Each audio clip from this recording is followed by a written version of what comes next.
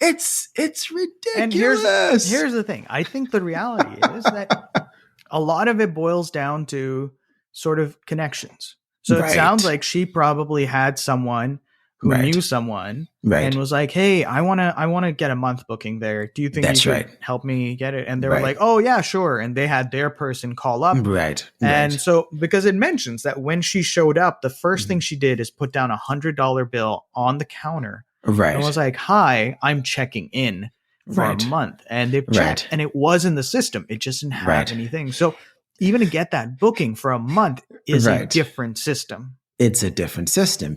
And That's not something another, you and I can call in and be like, "Hey, I'd no. like to make a month-long booking." No. And so another thing that she leveraged was she started telling people that she wanted to build, you mentioned this, the Anna Delvey Foundation, right? And she said Yeah. she was working with, a property developer named Abby Rosen in New York. And that was going to be who she was working with to develop this, to get the physical location for this foundation and develop that. And guess who owned the 11 Howard?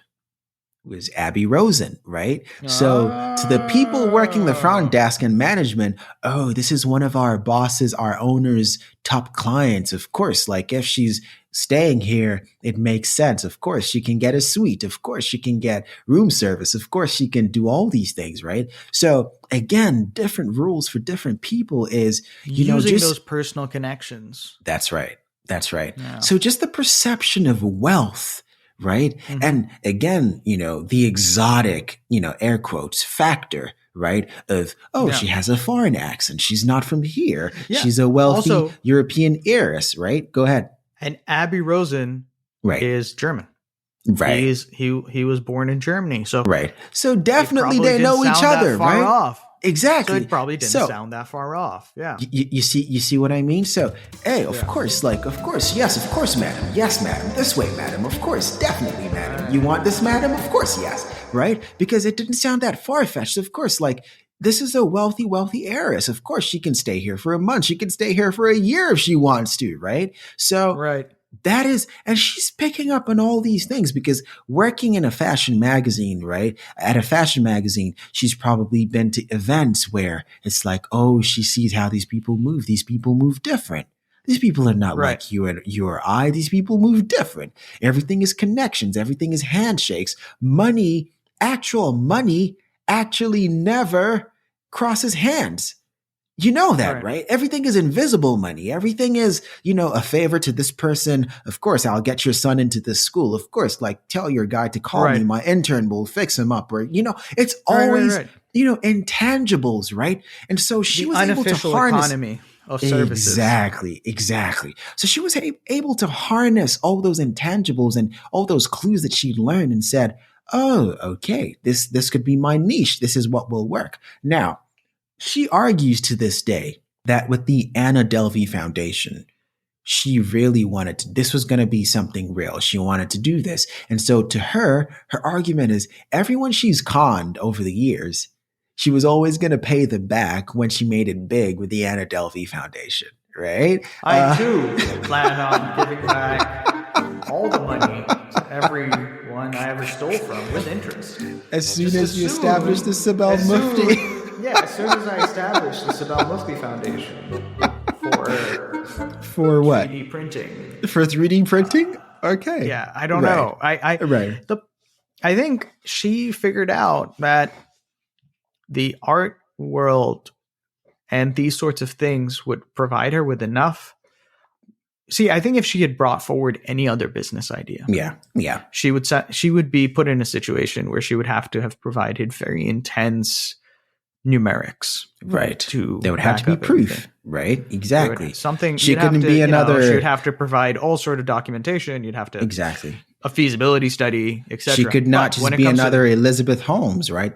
The Theranos lady, right? She would have to provide. Right. She would have to provide actual stuff. But with art, it's like it's like floating. It's intangible. But art has almost always been the realm of the what is the term to have a benefactor, right? So yes. Art has always been something that has existed in a way because of rich benefactors. Right. And so I think that was it. She figured out that, okay, this is a system that exists within an abstract.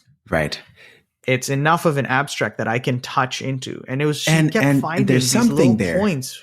There's something to what you're saying, because think about it. Her background was in fashion, right? Yep. But she knew that if she was going to do a fashion con, she probably would still also have to provide tangibles, right? But art is so much less, and it's so much less tangible. It's always floating. There's always mystery to it. You can't expect to know everybody that's involved at least with the art. At the very least, on the financial side, yes, absolutely. Right. What is the real value of an art piece? I didn't even think of that. That is so genius. What is the real value of what is the value of having an art foundation? Well, it adds to the cultural diversity of this, and this. Right. Why should it be exclusive? Because we all put in this money. Right. But it is inherently outside of something that is completely objectively rational and completely objectively financially quantifiable. Quantifiable. It never has to prove that it can make a profit, for example. Right. I mean, what is the value of a Picasso? Is whatever value is ascribed to. How are you going to provide a pitch for your art foundation and say that it's going to make this much money over this much time? On what basis? You can't do that. Right. So she had found the fuzzy. She had found the fuzzy space. Right. I didn't even think of that, because as you were speaking, I was like, you know what? This girl, her background was fashion. Why didn't she say she wanted to open a fashion house? But I was like, no, she would have got caught way quicker. Right. I mean, fashion house, you got to start talking about like, okay, where are your materials coming from? Where are you going to set up shop? Where's your workshop? Where are your designs? Who's going to be, so like there's all these things. Business model canvas. I want to set up an art gallery. Means only one thing. I need enough money for a space and enough money to buy art pieces and to provide fellowships for artists. Right. So all I really need is money for all three things. You get that, listeners? This has been broken down by our very own criminal professor, Sibel Mufti. These are the pointers for when My sister went to art school. You too. You too can set forth your art foundation with nothing but a dream, right? But no, wow, I hadn't even thought about that. But yes, you're absolutely right. So, she get to this day, she claims that, whatever money she defrauded off of people, she always meant to pay back when she made it big with the Anna Delvey Foundation. So again, she started to mix with these people. She would bring people over to the hotel, and they would have these, in quote, working dinners where there were CEOs and celebrities in attendance. And she was dazzling all of these people, right? And everything is a socializing event. Right. That is, you're kind of building the interpersonal relationship necessary to exchange actual money.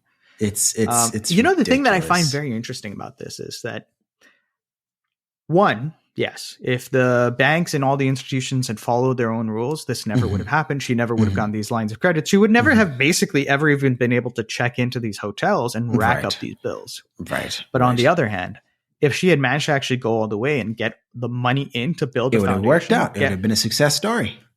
If she managed another to get self-made woman. If she managed to actually get those art pieces and those artists in and actually sold them at a good amount of money, she may have actually just walked out fine. It was another success story. The gamble was the point where she decided to start playing the con. And that was when she had flipped the coin and the coin was in the air. Right. And that is what actually worries me more than anything else. It makes me question the whole system. Right. It's, why is it possible that on either end of these, this could have been a totally normal thing and this could have worked out? Right.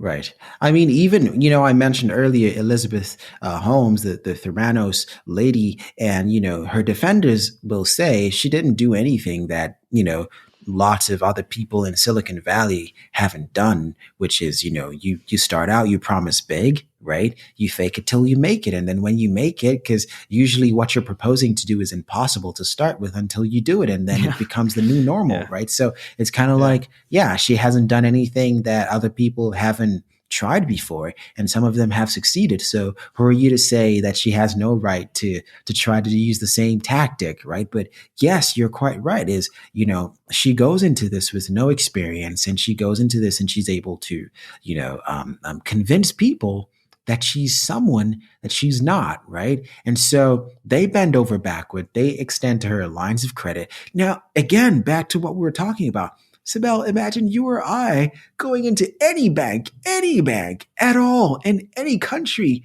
in the world, right? And we're going there without tangible, quantifiable collateral or assets or things that can be used to say, oh, this is your credit history. This is your banking history and all of that. This is a list of your assets, all of that. And we're asking for lines of credit to the tune of hundreds of thousands of dollars, right? Is that even something that would cross your mind? Because it wouldn't work on its face alone. It wouldn't work. But if you look like Anna, right, with the foreign accent, right, and she probably was like, let's take it a step further. She was probably wearing really expensive clothes, right? Oh yeah, no, it says that she was wearing jewelry, the most expensive stuff all the time, right? All the time. You're oozing wealth. Literally on the outside of you, you've got thousands of dollars. So of course she can afford thousands. Exactly. Right. Exactly. That's kind of part of it. I think is a big thing. It's a big part of it. It's a big part of the presentation is a big part of it, right? Because if you're going to claim, I think it's one of those realities of like how simple humans are as creatures. Like, for example, I'm sure, watches are the jewelry for men, if you've ever heard that line, right? Right. And the average watch is like above 10K. Like in USD. The good ones, yeah. Mm-hmm. Yeah. Why is that? Because the watch is not about the time. No. The watch is about showing you can afford to buy that watch, one, and two, risk wearing it. Right. And so much of this stuff is plumage. Right. It's plumage showing that, it says hey, a lot about money. Exactly. It says a lot about our society and our culture and, how we, for all our evolution, we still haven't really gotten away from just being super hyper attracted to shiny objects, right? And wanting to show nice fabrics, pretty things. There you go. So for all our, increased, intelligence as the human race, we still haven't gotten too far from that, right? It's still very primal is, we want the nice shiny things and we want to have the nice shiny things and show to others that we have the nice shiny things that they can't have. You know what I mean? It's still that infantile, primal behavior that is like, yeah, we're still, our DNA pretty much hasn't changed that much, right? So it's, we like our status symbols. Yeah. We like our status symbols, and we do make calls based on them. Yeah. And I do find that fascinating. It is endlessly so, because as long as those, as long as we remain that way, people like Anna have a shot, because they just show you, they flash you the right things. And you're likely to go along because you believe like, oh my goodness, she has the latest Balenciaga. She has on the latest, this or that, right? Of course she can afford it. It's like, yeah, it's not that far-fetched. So Anna goes through these motions. She's living in a hotel where she cannot pay.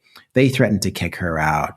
and she moves to another hotel after a while. The W in New York, it's not long before the same thing repeats itself, right? Right. And so she's essentially grifting her way through New York's finest hotels, right? And right.